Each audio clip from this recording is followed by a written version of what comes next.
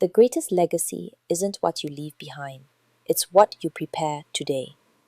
Imagine this: you wake up tomorrow morning exactly as you always do. You kiss your spouse goodbye. You send your children to school. You grab a coffee on your way to work. It feels like any other ordinary day. Then, at 11:37 in the morning, your phone rings. Or perhaps it doesn't. Instead, someone else's phone rings. And in that single moment, life changes forever. We never expect that phone call. We never believe it will happen to us. We think serious illness happens to someone else. We think accidents happen to someone else. We think financial hardship happens to someone else. Until one day, it doesn't. Good morning, everyone. My name is Sandy Sue, and for more than 20 years, I have had the privilege of working with individuals, families, professionals, and business owners across Malaysia. People often introduce me as an insurance advisor. While that is true, it isn't how I see my work. I don't believe my job is to sell insurance. I believe my job is to help people prepare for life's uncertainties before uncertainty arrives. Because after sitting across the table from thousands of families over the past 2 decades, I've realized something profound. The biggest financial mistakes are rarely caused by poor investments. They're caused by delayed decisions. The conversations we keep saying we'll have tomorrow. The documents we'll organize next month. The policy we'll review next year. The will we'll eventually write. The business succession plan will complete when things are less busy. Tomorrow, next month, next year, until suddenly there isn't another tomorrow. Before I entered this profession, my career looked very different. I worked as a flight attendant with Malaysia Airlines. Every flight reminded me that every passenger had a different story.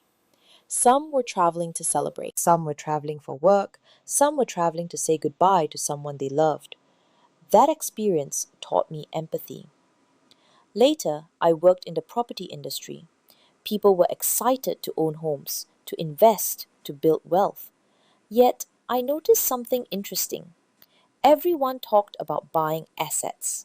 Very few talked about protecting them. Then I moved into telecommunications and IT, eventually becoming a sales manager. I loved the challenge. I loved building teams. I loved helping businesses grow. But something inside me kept asking a simple question: is this the impact I want to leave behind? That question eventually led me into financial services. Not because I wanted a different job, but because I wanted a different purpose.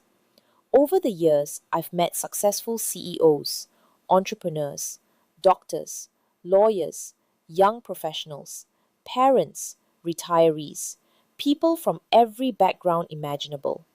Despite their different lifestyles, they all wanted exactly the same thing: to know that the people they love will be okay. Think about that for a moment. We spend years working hard. We build businesses, we buy homes, we invest, we save, we chase promotions, we sacrifice weekends, we miss holidays. We do all of this because we love our families. Yet, many families have never spent 1 hour discussing what happens if tomorrow doesn't go according to plan. Why? Because those conversations are uncomfortable. But here's what 20 years has taught me: uncomfortable conversations today prevent devastating situations tomorrow. One lesson has stayed with me throughout my career. The wealthiest family isn't always the family that survives a crisis best. The family that survives best is usually the family that prepared. Preparation doesn't remove grief. Preparation doesn't remove illness. Preparation doesn't remove loss. But preparation removes uncertainty. And uncertainty is one of the greatest burdens a family can carry during an already difficult time. I've sat beside families celebrating births. I've celebrated business successes with clients. I've watched children graduate. I've also sat quietly with families after life changed unexpectedly. Those experiences have transformed how I think about success. Today, Success means something very different to me. Success is a spouse who doesn't have to worry about paying the mortgage while grieving. Success is children who can continue their education despite losing a parent. Success is a business that continues operating because its owner planned ahead. Success is leaving behind clarity instead of confusion. People often ask me what legacy planning means. Many assume it's only for wealthy families. I disagree completely.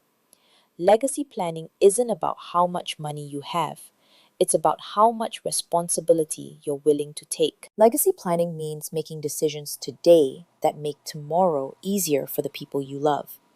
It's reviewing your financial protection regularly. It's making sure your nominations are updated. It's ensuring someone knows where important documents are kept. It's having conversations that many people avoid.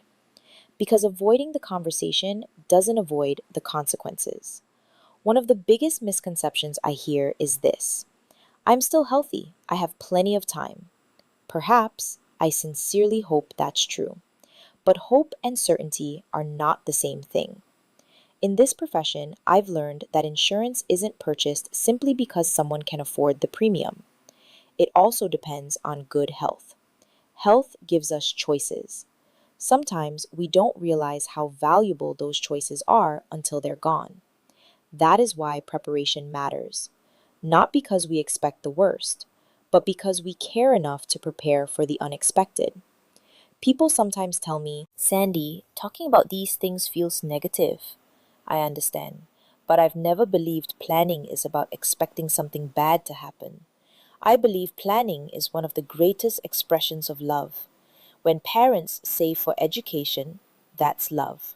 When business owners protect their employees and families, that's love.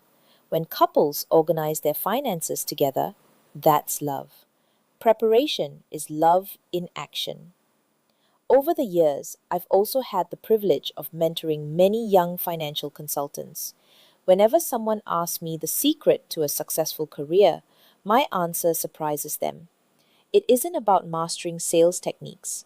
It isn't about memorizing product features. It isn't even about closing more business.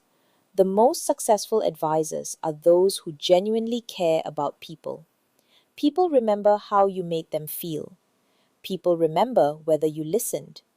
People remember whether you were there when they needed you most. Trust cannot be manufactured. It is earned, one conversation at a time, one promise kept at a time, one family helped at a time. As I reflect on more than 2 decades in this profession, I don't measure my career by awards or titles.